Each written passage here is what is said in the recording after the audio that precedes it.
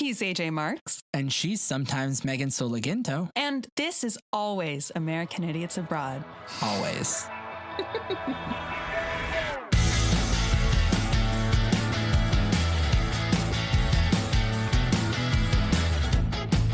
Hello, everybody. Welcome to American Idiots Abroad. Okay, sorry, I forgot it for a second. You okay? Need help with that? Nope, I'm fine. I'm a big boy. I can do it myself. Fantastic. So, did you know that cricket has literally nothing to do with insects? Have you ever even heard of netball? Have you ever wondered what it's like to dodge a ball like your life depends on it? If you can dodge a wrench, you can dodge a ball.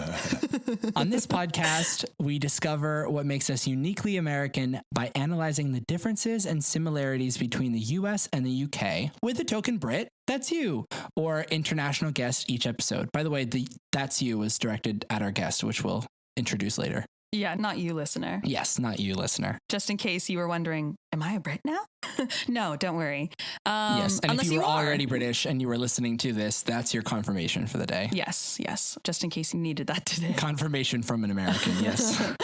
So I moved from San Jose, California to Orange County, California. And then suddenly I was like, fuck it. And then I went to Liverpool, England. And then now I'm in Manchester, England. And I've been overseas eating crumpets and drinking tea for 6 years now.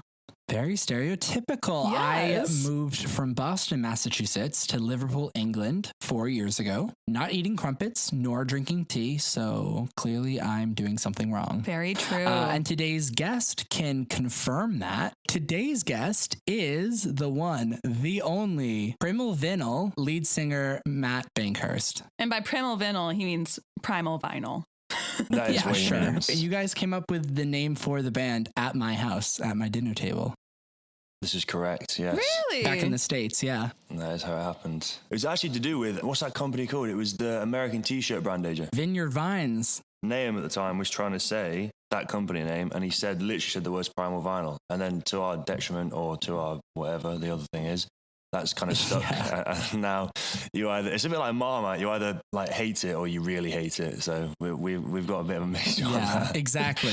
That name in itself, actually, the name of the band has ties to America. Matt, where are you from? I was born in Nottingham in the Midlands. And so it's like the middle of nowhere, like very central. And I've kind of lived around there for most of my life, really. At the moment, we live kind of a little bit further south than that. For an American listener or someone from outside of the UK, just generally, how would you describe the Midlands versus other parts of the country? Well, it's just better than other parts of the country. That's the only way to describe it. Such a British response. It is. That is such a British response. No, I had to say that because that is literally what everyone says about where they live. It's quite rural, like even when you go to the cities, like if you're in the city centres of Derby or Nottingham or Leicester or anything like that, you're never too far away from many trees, I guess you could say. It's a big old place because East Midlands is quite leafy, quite green and all that sort of stuff because you're on your way up to Yorkshire. But if you go to the West Midlands, which is like Birmingham and all that sort of stuff, Wolverhampton, it's a bit more industrial, I think the word is. As much as I love the place, it's kind of neither here nor there. It sits on the fence, really, the Midlands, I'd say. So what are we talking about today, Megan? Well, AJ, I'm very glad that you asked. I'm very glad that you know my name. I've almost forgot. We're going to dive into something that we have yet to touch on in the podcast. I like touching new things. Not really something that they advise that you do during the pandemic, but, you know. Very true. But we're going to touch this new thing, and that's sports. Yes. Oh, that's what he should have said. And that's Matt Bankhurst. Yeah. And it feels so good. And it feels so good. It's been a long lockdown, trust me. Matt, what kind of sports did you grow up playing? Just so people can get an idea of like the kind of sports you're into. Well, just as a little disclaimer, like I'm not like, I don't know what you guys call him, like the jock. I'm not like a jock or whatever you Americans call like a sporty person, but I used to like playing football at school. Football as in soccer. Yeah, if you have to use that word. Sorry about that it. horrible word. Yes, soccer. The S word, yeah. That is the S word. Should we bleep it in the podcast? Yeah. You should definitely bleep that. Or just don't say it. I mean, that would be easier. And that way they can just learn the real word. Do you say the footy? The footy. Well, you say like, you might say I'm going to go watch the footy, but to be honest, you only say footy when you're like really old or really young. I don't think anyone says that anymore. Oh, I say footy because I don't know. I don't know which one you are, really old or really young. I mean, I guess because you're American, maybe that's something that you kind of picked up from listening to really young or really old people, maybe. I think that's true. I just heard people saying it, so I just started saying it thinking that that's what Brits said, because that's what the Brits around me say. Yeah, I mean, to be fair, there are a fair few people. Actually, to be fair, people do say footy who aren't big into football. So, like, if I speak to my mum or my dad, they'll be like, "Oh, you're going to go watch the footy?" And you just think nothing of it, really. It's not like a weird thing. It's not like no one says it. Trust me, yeah, that's fine. I'd say football is really as big as it seems from an outside perspective in this country. Bigger, I would say. Really? Yeah, and when we're talking about football, we're talking about soccer. The S word. Yeah. Soccer. Just say it quietly and then it's less harmful. Soccer. How about we just record all of the S words after the podcast and just put them in post? Yeah, that'd be better for me. That would hurt me less. Yeah, that would hurt me less. I don't know what the reputation's like outside of the UK, but I'd say, it's always labelled as like the working man's sport and stuff because that's kind of where it was born and how it became such a massive thing. But it is huge in the UK. Like, I personally think you struggle to find anyone that doesn't associate themselves with a team or doesn't at least follow football in some kind of way. Or if they don't, there's still a discussion to be had. Like, people will tell you that they don't like football and they'll feel rather strongly about it. Yeah. Or they really like it. And by really like it, I mean fucking really like it.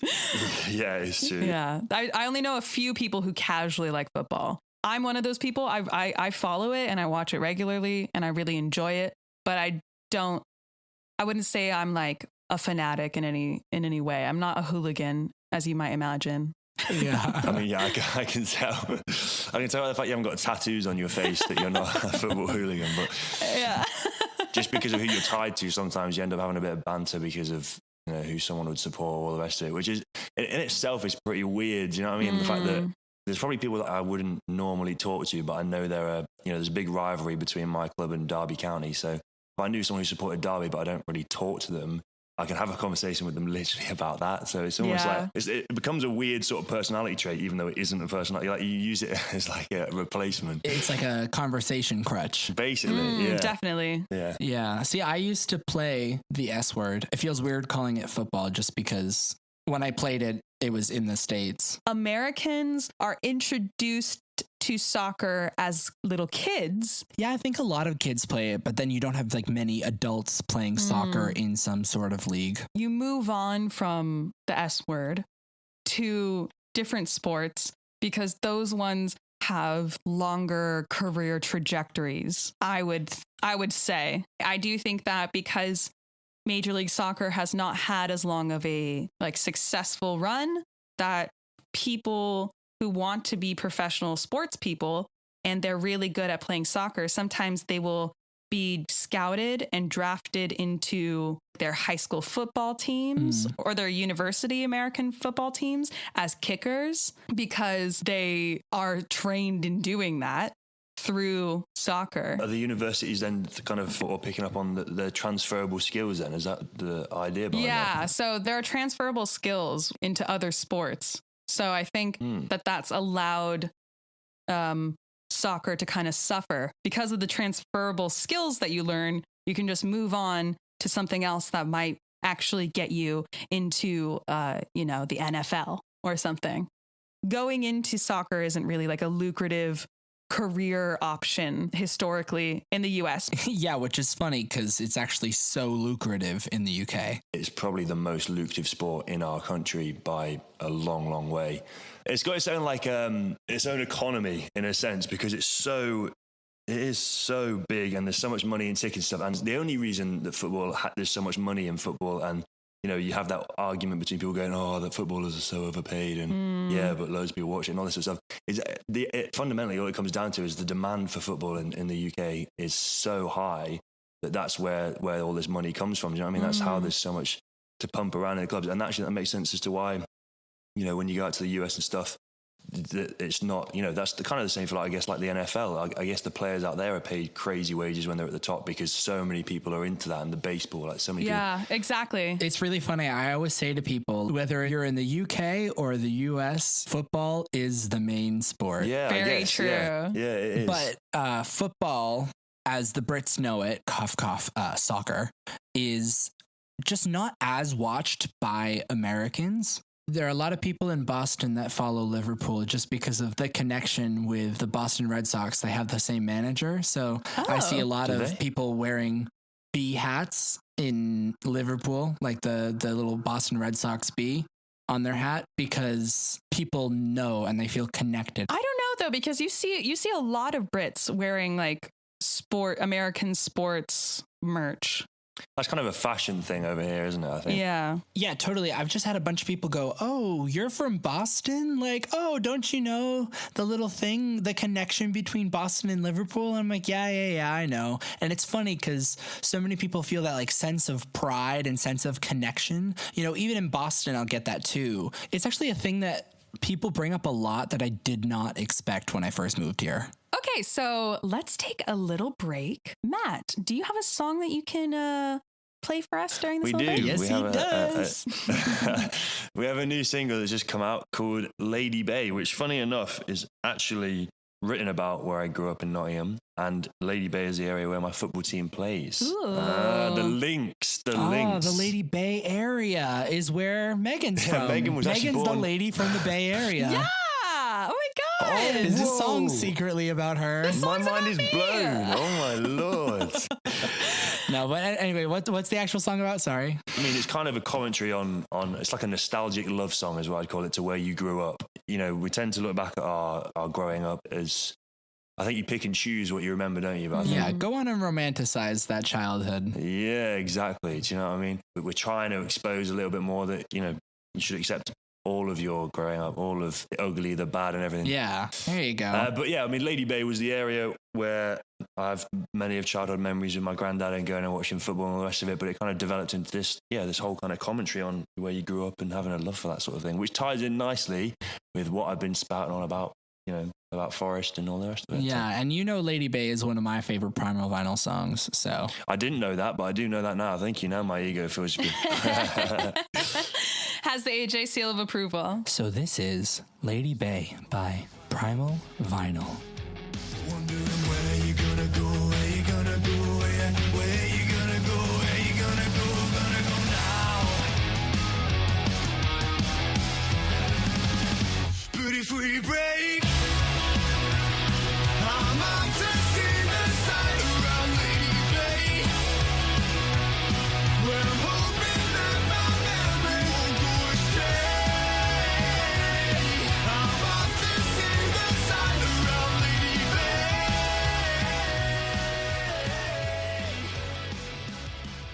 Lots and lots of bars here will show the Super Bowl. Yeah, that's like a big thing. I mean, I think that's just generally because that event is kind of with the music that goes on and the whole spectacle. Yeah, it's a cultural event. Yeah, it has become a cultural event, and you know, you get people over here that will stay up because of the timing, obviously. UK hours to US hours. Yeah, it'll start at like midnight. Yeah, you get people even later than that. I think. Yeah, you get people that will stay up and watch it, and it's like that's kind of a cultural thing. Oh yeah, it's for sure a cultural thing. I mean, like, I don't personally pay attention to American football very often, but my family goes all out for like Super Bowl Sunday. Actually, like any Patriots game really, but like especially the Super Bowl. You know, it'll be this big thing. We'll have all these people over. My mom will cook all this really nice food. Sometimes like we get sushi. Sometimes it's just like pigs in a blanket, which is different in the US because it's hot dogs wrapped in dough rather than sausages wrapped in bacon. I actually think one of the biggest things about growing up in my childhood home that I miss is like being upstairs, not knowing there's a game on, and then just remembering that it's Sunday because I'll hear a cowbell coming from downstairs and I'll hear a lot of like screaming and go, go, go, go, go. Because my parents go absolutely ape shit every time the Patriots are on, and it is so fun to listen to. And if they're listening to this right now, shout out to you guys. But yeah, it's a big deal in our house. But it's weird because here American football is starting to get maybe a little bit more popular, but like I feel like the main sentiment from everyone here is that it's rugby but padded, so just like kind of like a less risky rugby. Yeah. American football is like scoffed at in some circles here because of the rugby comparison. Yeah, which is a wild thought considering how under fire it is for being unsafe in the US just because of all the fucking concussions that players will get. There's that very typically English kind of mentality about that. So it would be interesting to see how that kind of flies over here. Unless I think they've got to aim for a market that's kind of into that kind of football side of thing, you know, soccer, because the Americans know it, kind of them kind of fans, because I think rugby fans are so upright. Like it is, you know, when we talked about rural England before, it's them kind of people that are very, you know, they wear tweed on the weekdays and they rugby shirt on a Saturday or whatever. Like, I can't see them kind of people then going and putting them big American like hangover shirts and stuff, you know, like football jerseys. Yeah, and then going with a big massive solo cup with beer in it, and like or like the beer helmets with like beer cans on either sides, and then like the straws coming down. Yeah, I love those. When people did that for like, but soda. Yeah, that's very American. Because beer, that would be intense. That would be really intense. But soda, the little soda helmets would be nice. Do you guys know the like little story of how rugby came to be? So how did rugby start, AJ? Enlighten us, AJ. Yeah, because I don't know anything about rugby. All right. Well, rugby is something I know a lot about. There's a tale that it started in Rugby, England, when a group of kids were playing football and one of them picked up the football and started running with it. Correct. Which you can't do in football. You can't, well, unless you're the goalkeeper and you can only run to a certain far. But then, AJ, for bonus points, because you do know so much about rugby, can you remember the name of the fella that picked up the ball, supposedly, back in the day to start the game of rugby? Yeah, of course I can. How slow is your Google? How's your Googling skills? Wait for it. Here we go. His name is Thomas Hughes. No. You typed in the wrong thing. I'm just kidding. Apparently founded by William Webb Ellis. That is correct, yeah. I even know his middle name. And do you remember what school did he go to? He was a pupil at rugby school. Yeah? Yeah, hence where the name came from. Yeah, it's true. He picked up the ball and invented rugby. Although a Rugby Football Union inquiry in 1895 found no actual proof, it decided to perpetuate the myth. Amazing. Oh my God, I actually didn't know that bit. The number of players is reduced from 20 to 15 aside. Correct. You know so much. People also ask, who invented rugby? When was rugby invented? AJ, you are the most multicultural person I know. Do you know that? Dear Matthew, you are too kind. Rugby's not as popular, I would say, as football in this country. No, I think that's kind of because of the... It's like a class thing?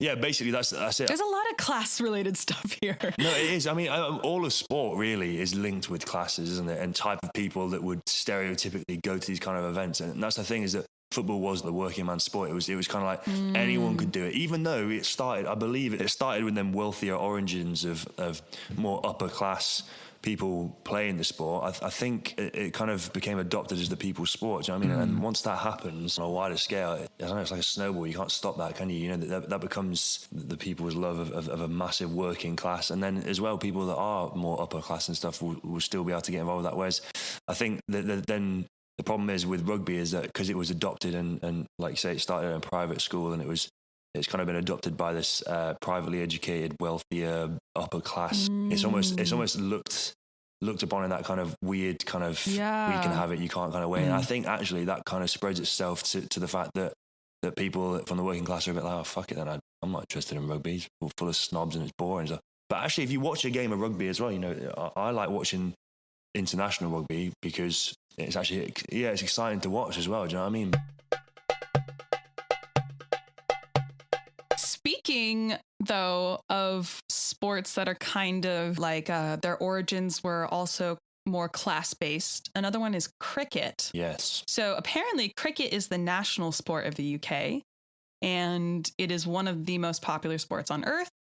And there are 18 professional county teams, each of which are named after historic UK counties.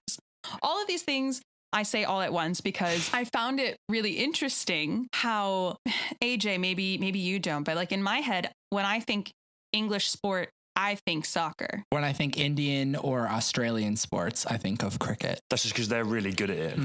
Exactly. Yeah. Shout out India because they basically just like kind of took over. You know, they basically just beat the Brits at their own game and redefined the sport. Yes. And so there's a really, really great episode of a TV show called Explained on Netflix, all about cricket. Oh, yeah, I saw that. I loved it. The thing that I found so interesting is that the traditional length of a cricket game is about 5 days. Yeah. Boring. Sorry, did I say boring? I mean, that's long. When I found that out, I was like, what? Yeah, that's wild. And that's why they made T20, is just because they were like, this is too fucking long. they were like, this is so... It's too posh. Yeah, and it was so posh that like it wasn't popular, or it wasn't accessible, and so it just wasn't as popular as it could be. If anyone wanted to get away from their wife for 5 days, they'd go and play cricket. That must have been where it came from. Games can last so long that there are planned meal breaks and tea breaks at intervals. The tea breaks are so cute. I love the little tea breaks in cricket. They got a little spread. It's so funny that I think you guys, from doing this research, actually know more about cricket than I do. Yeah, hell yeah. Hell yeah. This is like literally like you guys are taking, once again, the Brit here is kind of surrounding himself with a sport called cricket, and it's getting taken over by people who aren't British, and basically they're better already and know more about it than I do. We're literally proving it. Yeah, take that. And the cycle continues. Exactly. A number of things that I found interesting was that in a 2015 match between India versus Pakistan, 1 billion people watched that match. Watched that cricket game. Crazy. By the way, American Idiots Abroad we now have lots of like Indian listeners. So shout out to all of our Indian listeners. Thanks for coming. If you're in India and you're listening to this podcast right now, we appreciate you. Thank you so much for listening. Yes, we see you and we love you. It's interesting because apparently Americans used to play cricket. Yeah, then they were like, nah, forget about it. This shit's way too colonial. Let's make a round bat and just smack it, and then everyone cheers when it goes very far. Let's do that Literally. instead. I love baseball. I do love baseball. I know baseball's so boring to watch, but that's the only sport that like I really enjoy watching. I enjoy going to a game. Yeah, I enjoy going to the games. Like I'll go out of my way to go to a baseball game, but it's interesting, and it's very wonderful how it just creates this kind of culture. Yeah, that's definitely it, isn't it? Sport in general, I think, and particularly the ones that stand the test of time to be the biggest sports, they do create a sense of culture and have its own sort of gravity to it. Do you know what I mean? Like I'm sure for you, it's the same going to Fenway with your dad or whatever. It becomes a day out and like a family thing as well, doesn't it? Do you know what I mean? Totally. It becomes such an experience. That was the AIA Sportscast. Yes. Thank you so much, Matt, for being Thank you so much. Being what do you call it? A guest? A guest. I think that's the right word. I mean, I think he was just a host, really. Yeah, I'd call it like a host, really, or a co-host, or like a co-star. Yeah. Maybe a co-star feels best. How do they do it on ESPN, where they're just like, thank you, Matt, so much for being on the Sportscast today. Tomorrow, you know, like when they do that, like they do that voice. So where can people find you, or I guess Primal Vinyl? I'd say on many of the online social media forms of searching devices, such as Instagram. That's a good one. I've heard of that. It's a big one. We spell it a little bit weirdly. It's Primal, PRIMYL, Vinyl. I don't know why. It's just to make things awkward. Well, just to match vinyl, innit? I guess so. That was very English, innit? Yeah. We've been training. Yes. Anyway, so that's interesting. So you have an Instagram. Instagram, the social media platform, which you may have heard of. If not, you can find it at the App Store. If you download that and search Primal_Vinyl, or Primal Vinyl. That's INSTAGRAM.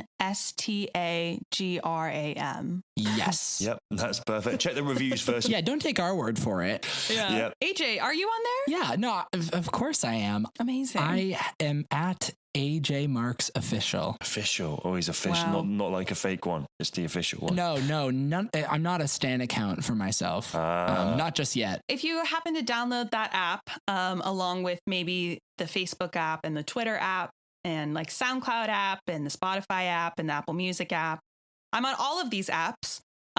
You can find me at I am Sola Music, SOLA. Hi, me. Hello. And on Spotify and Apple Music, you can listen to my latest single, Self-Destructing, and I have more music coming soon, so I'm very excited. Yay. Yay. We need to hype each other up, bro. Yeah. Yeah. Yeah. Yeehaw. Yeah. All right. So Matt, Yes.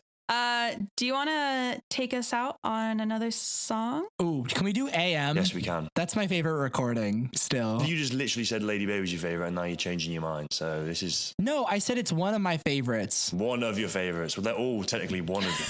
AM is my favorite. Also, Lady Bay's like my favorite live, and then AM is like my favorite recorded, I think, maybe. Wow, AJ, why aren't you running Primal Vinyl Stan account? I already have a Primal Vinyl Stan account. Matt already plugged it earlier on in the episode. It's at Primal Vinyl. AJ, we've got we actually have had some reviews from like American people like reviewing our videos and stuff. It's well cool. I thought it might be you, but then it actually turns out it's a real person. Like, Yeah, not actual- me. Actual people have been reviewing us. A real person, unlike Actual me. people have been born and raised in the Americas other than AJ. Yeah. Precisely. There are more than just the marks in America, Yes. apparently. Yeah, I've Which is been mad. teaching them American accents to In trick fact, you. I also come from there. All right, Megan, don't make this about you. Do you want to tell us a little bit about AM? It means morning. No fucking way. Yeah. Some people thought it was their initials, like, a certain AJ Marks. It's not. Yeah, well, do you know what? Anyone that I know who has the initials AM, I believe it's written about them. So, it's a song. It's just a song. It's one to sing along and enjoy yourself to. I can't really get into the meaning too much. I'll let you derive your own meanings from that song. And it's a bit of it's a little boppy one. So if you come and see us at a show sometime, if gigs ever happen in the future, you should learn the words and come and bop along. This is AM by Primal Vinyl. What a shame that all the purple rain, it falls on Judgment Day. What a shame that all the purple rain, it falls on Judgment Day. She will love you for a short while, and then early morning. She will love you for a short while, desperately.